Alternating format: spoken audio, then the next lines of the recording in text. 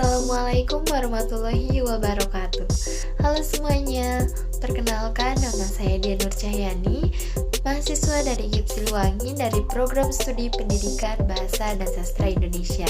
Saya dari kelas A1 PBSI dari angkatan 2021 dengan NIM 212100013. Di sini saya akan memenuhi tugas ujian akhir semester saya, mata kuliah keterampilan membaca dengan dosen pengampu yaitu Ibu Eli Syarifah Aini M. Hum. Nah, kali ini di sini saya akan membacakan satu buah esai yang dimana esai ini berjudul Membangun Bangsa dan Karakter Melalui Bahasa Indonesia. Esai ini diambil ketika setelah seminar internasional Program Studi Pendidikan Bahasa dan Sastra Indonesia yang kedua. Nah, di sini ada pentingnya bahasa. Peran penting bahasa Indonesia adalah untuk membentuk kepribadian dan karakter seseorang pada awal pertumbuhan bahasa Indonesia. Nah, setiap warga negara, penggunaan bahasa Indonesia ini sangatlah berhati-hati dalam berbicaranya, karena bahasa yang akan pemakaiannya adalah sebagai refleksi kepribadian, istilah budi bahasa, merujuk kepada kepentingannya. Bahasa yang digunakan untuk mengekspresikan sikap dan kepribadian terpuji. Nah, jika dikatakan peliharalah budi bahasa, maka nasihat itu bertujuan untuk menjaga perilaku yang sopan dan santun. Sopan dapat dirujuk kepada perilaku atau perbuatan, dan santun dapat dirujuk pada bagaimana cara kita dalam berbicara yang baik, dan hal ini membuktikan bahwa menggunakan bahasa Indonesia itu adalah untuk membentuk perilaku atau karakter. Nah, selain itu juga harapan yang ditumpukan kepada pengguna bahasa Indonesia ialah agar selalu menjaga kesantunan dalam berperilaku dan berbahasa sehingga dimunculkan suatu istilah bahasa merujuk bangsa. Nah, dengan mengadopsi istilah tersebut dan juga dielaborasi menjadi bahasa menunjukkan karakter atau bahasa menunjukkan kepribadian, maka dari itu tidak terlalu salah jika kita ingin mengemas bahasa Indonesia sebagai salah satu aspek untuk membentuk karakter kepribadian bangsa pada masyarakat Indonesia masa kini, terutama masyarakat yang terdidik. Nah, selain itu juga ada loh fungsi bahasa Indonesia berdasarkan kedudukannya.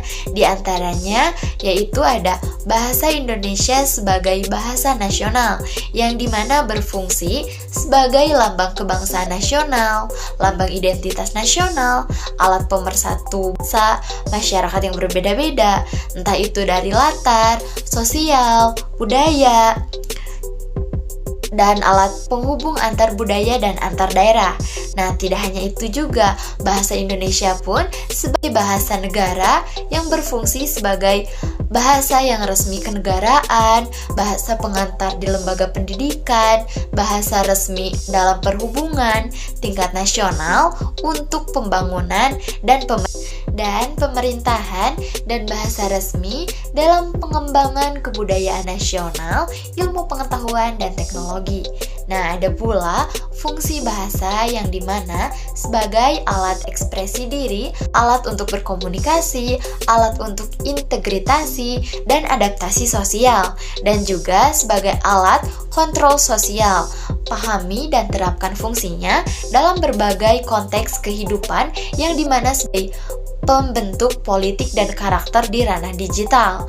Ada pula ruang lingkup objek kajian linguistik yang dimana ada mikrolinguistik yang di dalamnya ada fonologi, morfologi, sintaksis, analisis wacana, dan semantik. Sedangkan di dalam makrolinguistik ada psikolinguistik, sosiolinguistik, pragmatik, linguistik forensik, dan leksikografi. Nah, Nah, pada pembelajaran abad 21 ini, yang dimana ada untuk mengetahui ada to know, untuk melakukan ada to do, untuk menjadi ada to be, dan untuk hidup bersama ada to live together. Ada pula berpikir kritis yaitu kreativitas atau creativity, komunikasi atau communication, dan kolaborasi ada collaboration. Untuk menguasai 3 keterampilan berpikir yaitu ada learning skill atau keterampilan belajar, yang dimana untuk belajar, untuk pemetaan pikiran, kemampuan membaca, dan merangsang pembelajaran kognitif. Nah, tidak hanya learning skill saja, ada thinking skill, keterampilan berpikir, yang dimana kemampuan untuk memecahkan masalah dan membuat keputusan.